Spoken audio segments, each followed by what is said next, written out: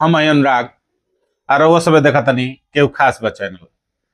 आज से पहले हम केहू से नहीं कहले कि ये भैया चैनल के सब्सक्राइब करी सबे, चाहे चैनल के दूसरा से सब्सक्राइब कराई सबे। आज हम पहला बार रउआ सबसे कहतनी कि चैनल के सब्सक्राइब करी सबे और दूसरा से भी कहीं सब्सक्राइब करेंगे।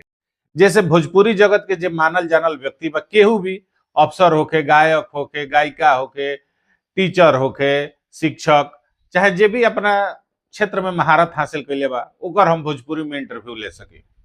काहे कि ज्यादा से ज्यादा सब्सक्राइबर रही हैं तो और मन के बढ़ाव मिली। मन के बढ़ाव मिलला से ही आदमी काम कर सकेला।